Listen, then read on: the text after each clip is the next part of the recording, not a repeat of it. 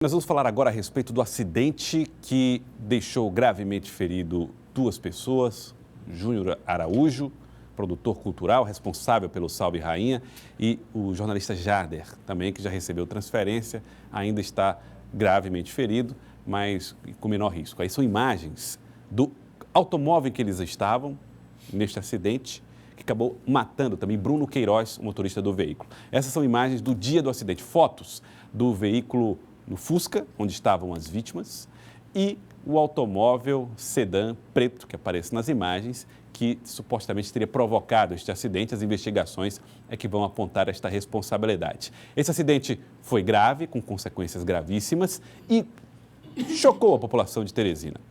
A população ficou consternada e com a situação dessas vítimas que lutam aí pela vida, e do Bruno Queiroz, que infelizmente faleceu. Um vídeo postado na internet, mostra o exato momento em que o acidente aconteceu e a violência provocada por esse impacto. Você vai ver aí as imagens agora, aqui no Jornal do Piauí, que mostra exatamente o momento em que esse acidente aconteceu. Aí, imagens da Avenida Miguel Rosa, o Fusca amarelo se aproxima do cruzamento com a Jacó Almeida e é violentamente atingido por esse sedã que aparece nas imagens. A polícia tem uma série de questões para responder em relação a este acidente, você vendo aí em câmera lenta. Ele foi arrastado por vários metros, né, Joel? Sim, por vários metros, diante da violência do impacto. Impacto muito forte. O impacto acabou provocando, inclusive, a morte de uma das pessoas, o Bruno Queiroz, que dirigiu o automóvel. A polícia ainda tenta identificar o motorista deste carro que aparece aqui nas imagens. Você pode ver ao fundo que tem um carro ali. A polícia quer saber quem é a pessoa que dirigiu este automóvel e que viu tudo e que pode responder a uma pergunta fundamental. Qual dos dois automóveis invadiu o sinal e acabou provocando este acidente? Qual dos dois carros teria sido responsável pela invasão do sinal? Alguém invadiu, a polícia já sabe. Mas quem? Somente essa testemunha pode ajudar na elucidação do caso. Entre as respostas que precisam ser respondidas pela polícia está a velocidade do acidente, força do impacto, questões que envolvem e que tecnicamente fazem parte do inquérito policial que foi aberto. Nós estamos recebendo aqui no estúdio dois peritos criminais, Carlos Belfort, perito criminal, e também o Raulisson Ibiapina, que está aqui conosco e que terão, entre outras missões, a de responder a pergunta em relação à velocidade desenvolvida por esse automóvel.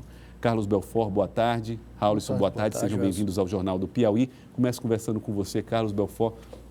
A polícia tem condições, em casos assim, evidentemente que vocês não vão falar especificamente deste caso, mas em casos assim, é possível responder a que velocidade esse carro estava andando somente com a ajuda do vídeo?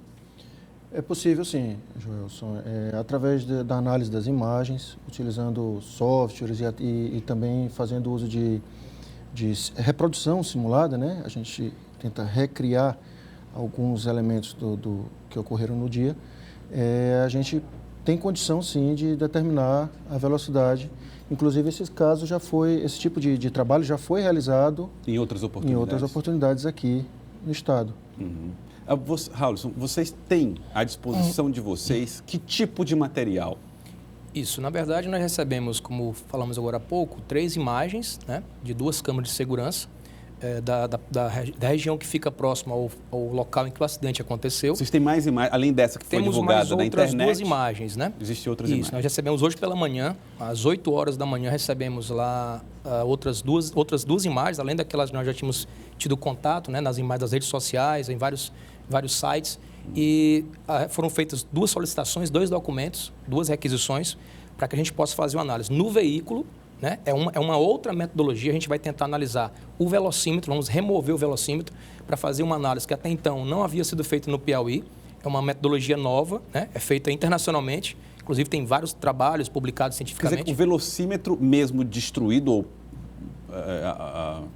sob o risco de ter sofrido avaria, sofrido algum tipo de problema no impacto, ele pode passar por análise e responder algumas perguntas? Certamente. Como o colega perito Belfort agora há pouco citou, é mais uma metodologia. A gente vai analisar tanto as imagens, fazendo reprodução, vamos ao local, no horário em que de fato ocorreu a colisão, por volta de 23 horas, 27 minutos e 10 segundos, como vocês podem ver aí nas imagens. Vocês estarão lá no mesmo horário? No mesmo horário, vamos fazer uma reprodução, vai ser uma equipe de peritos, né, para que a gente possa fazer um trabalho mais consistente, chegando a responder a todos os quesitos que foram formulados pela autoridade requisitante. Geralmente, quando há um impacto muito forte assim, entre esses dois veículos, o que acontece com o velocímetro? Ele para na velocidade em que estava ou ele é destruído e não tem como avaliar? Eli, essa sua pergunta é altamente oportuna. Inclusive, a gente aproveita que agradece ao convite que foi feito por você, Joeldes, TV Cidade Verde. É uma oportunidade essencial para que a gente possa explicar que não há nada de científico ali entre o valor que o velocímetro trava e o valor que, de fato, ele possuía momentos anteriores à colisão. Podem ser velocidades completamente diferentes. Pode ser velocidade completamente diferente, até porque o velocímetro é um instrumento de medida. É como um relógio como esse. Se você joga o relógio no chão ou o relógio sofre um grande impacto, os seus ponteiros eles podem ficar em qualquer lugar, não na hora que ele estava marcando essencialmente. Da mesma forma que o instrumento do velocímetro pode também sofrer. Ele pode variar desde o valor mínimo, ou seja, 0, até o valor máximo, cerca de 220, 240, 230. A perícia, então, ela faz outro tipo de avaliação no instrumento para saber qual é a realidade da hora da batida. Correto. Vamos hoje, inclusive pela tarde, nós já entramos em contato com a equipe da Universidade Federal do Piauí. Vamos fazer a coleta aqui juntamente com o perito Belfort, outros 2 colegas também que fazem parte do Estudo de Criminalística, para a gente remover o velocímetro e analisar a superfície dele, porque apesar de que não é correto afirmar que o local que trava é a velocidade, mas existem alguns vestígios da interação do ponteiro com o velocímetro que pode ser indicativo de descobrir qual era a real velocidade que ele tinha no momento da colisão. Agora, aproveitamos para enfatizar sobre isso. O local que ele trava não é necessariamente a velocidade que ele estava no momento do impacto. Vocês vão analisar também, Belfort, a estrutura, o carro, como ficou, a deformação desse carro, isso vai entrar na análise também? Joelson, essa questão da deformação dos veículos, ela é bastante prejudicada aqui no nosso país. Porque, infelizmente, nós não temos o hábito, a nossa indústria não tem o costume de fazer os famosos crash tests. Aqueles testes que a gente vê teste de colisão serem realizados em países de primeiro mundo, digamos assim. Onde você coloca os veículos para sofrerem colisões em laboratórios e a partir daí você vê... Você estabelece padrões. Então a gente precisaria desses padrões. Né? A gente precisa desses padrões para poder fazer essa análise com mais segurança. É preciso fazer realmente a análise com segurança e o trabalho da perícia, ela responde a muitas questões. Muita gente até fala assim, o trabalho da perícia pode ter elementos subjetivos, dado que a velocidade de reprodução do vídeo pode ser um fator que vai modificar a percepção da velocidade desse automóvel, mas, de fato, o trabalho da perícia, Belfort, ele é objetivo, não tem como você dizer, não tem nada, no espaço para subjetividades, ou tem? Não, de fato, o trabalho pericial, ele é científico, né? A resposta dada pelo trabalho pericial, ele é científico, ele é conclusivo, né? Quando a perícia, o laudo pericial afirma uma determinada coisa, pode ter certeza que tem fundamentação científica, é algo seguro. Daí a grande importância que o nosso trabalho tem para a elucidação dos crimes, sejam eles de que natureza forem. Né? Tem uma pergunta aqui, Joelson, de um telespectador, eu não sei quem poderia respondê-lo, ajudar a esclarecer essa dúvida dele. Ele pergunta se é prematuro, por exemplo, fazer uma avaliação dos ocupantes, por exemplo, de um veículo como o Fusca, que é um veículo de modelo antigo, ele não tem toda a sofisticação dos modelos atuais, como airbag e outros equipamentos de proteção. Ele quer saber se é prematuro dizer que eles iriam se machucar de qualquer forma, muito mais gravemente do que o outro integrante do veículo, pela questão da tecnologia que não tem no veículo mais antigo, né? Impacto. Uma pergunta interessante. De mais ou menos 10 anos para cá, a ciência física como um todo, juntamente com a engenharia dos materiais, desenvolveu latarias que pudessem ter, por exemplo, um grande grau de deformação. Esse grau de deformação, ele absorve isso antes de atingir o condutor, como se fosse o cockpit de um Fórmula 1. O cockpit de Fórmula 1... O carro destrói, mas fica preservado ali o local do motorista. Se você observar, por exemplo, os acidentes que acontecem no Fórmula 1, aquelas outras corridas, como os dragsters, aqueles carros bem longos, o veículo praticamente todo se destrói, mas a região, o cockpit, a cápsula onde ficam os passageiros, ele fica preservado. Então, veículos mais recentes, de fato, deformam bastante para que eles possam absorver grande parte da energia, doando para as pessoas que lá estão uma quantidade menor. Isso é uma tecnologia que foi desenvolvida nos últimos 10 anos. Quer dizer, aquela história de que antigamente os carros eram mais seguros porque eram tudo ferro, isso tudo é um mito. É um mito, porque, na verdade, assim, o carro não deformava tanto, entretanto, a quantidade de energia lesiva, que era inclusive fatal e letal para as pessoas, era cada vez maior, como no caso do Fusca em si. Batida lateral, como no caso que nós vimos aí, ela é mais grave? Costuma ter consequências mais graves? Costuma ser, sim. Porque a área que você tem para a deformação antes de atingir os passageiros, ela é menor, né?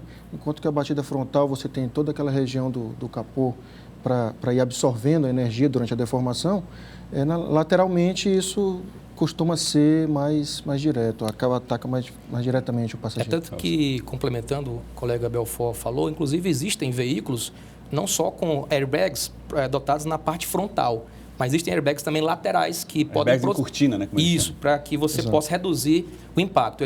Na verdade, ele aumenta o tempo de colisão para reduzir a força de impacto que o condutor, ou mesmo as pessoas que lá estavam, possam receber. Em conversa com a delegada que preside o inquérito, a delegada Cassandra que conversou com a nossa produção, ela falou que estava disponibilizando para a perícia aproximadamente 1 hora de imagens de circuitos de segurança para se juntar como prova para avaliação de vocês nesse trabalho de perícia. De que maneira esse acidente foi instantâneo, nós vimos aí, então tudo acontece, se desenrola, né, em fração de segundos. Mas de que maneira vídeos de 1 hora poderiam ajudar a um trabalho pericial, Cabo Belfort? Olha, a análise de um período maior, ela pode facilitar a gente perceber pequenos detalhes de iluminação, de mudança do sinal, né, de verde, vermelho, amarelo. Então, essa análise com algum tempo a mais, com um lapso temporal maior, ela permite que a gente possa perceber esses pequenos detalhes com mais segurança. Ao invés de você ter ali 1 ou 2 momentos em que essas informações sejam perceptíveis, você tem uma grande quantidade, né, de mudanças, de variações do sinal, além de também ser possível analisar até mesmo o comportamento dos veículos que passam, como eles passam, quando está verde, quando está vermelho, já que as imagens, como vocês podem perceber, não mostram o semáforo, mas a gente vai tentar buscar através de outros elementos essa espécie de sincronia no tempo para tentar buscar exatamente quem estava com o sinal verde e quem estava com o sinal vermelho. Exato. Vocês também têm esse papel de responder essa pergunta? Sim, como agora há pouco nós frisamos, Joelson, nós recebemos hoje pela manhã, às 8 horas da manhã, nossa diretora recebeu as 2 requisições que foram encaminhadas para o nosso setor de fonética forense,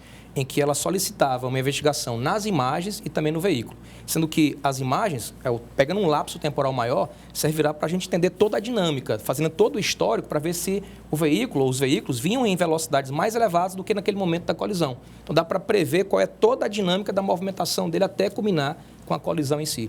Em quanto tempo a gente vai ter um resultado dessa perícia? Isso. O inquérito policial, quando é solicitado o nosso laudo em si, o nosso documento, pelas nossas normas, a gente tem um tempo mínimo de 10 dias para a elaboração do nosso laudo, do nosso trabalho pericial, que é um trabalho científico. E, caso a gente necessite de mais exames, a gente pede uma extrapolação desse prazo. Mas o prazo mínimo são 10 dias. Quantas perguntas foram formuladas pelos investigadores? Cerca de 5 perguntas a 6 em cada uma das requisições. Então, no nosso caso, lá dos laudos que foram feitos do trabalho da fonética. Vale ressaltar que também tem um outro colega que fez o local de acidente de trânsito, é uma outra perícia, que vai, inclusive, investigar a distância que o veículo, digamos, se movimentou após a colisão, analisar um pouco das avarias, porque a própria avaria também deixa algum vestígio de energia dissipada que ele pode ter recebido do impacto. Então, são vários fatores que a gente vai juntar todos esses documentos, todos esses trabalhos científicos para encaminhar para a Delegacia de Trânsito. Eu queria pedir para vocês, sei que vocês não costumam fazer isso e também não têm a obrigação de fazer isso agora, se não for possível. Mas é possível, olhando essas imagens, arriscar uma velocidade aproximada que esse veículo desenvolvia? Vocês se arriscariam a fazer isso? Chegou, inclusive, a ser divulgado, né, Joelson, que ele estaria a 160 km por hora. 160 km por hora. Olha, arriscar um valor seria bastante perigoso, precipitado, né?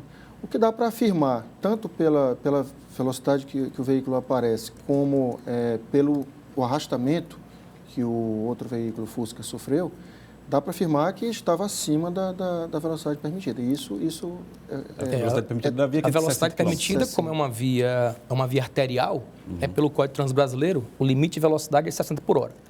Então, a gente analisando os impactos que foram gerados, bem como também outros casos de repercussão, provavelmente, né, de antemão, provavelmente ele poderia estar, de fato, numa velocidade maior. Agora, o valor em si a gente vai ter que fazer de maneira mais minuciosa, até porque o olho em si é um instrumento de medida, mas um instrumento não tão preciso.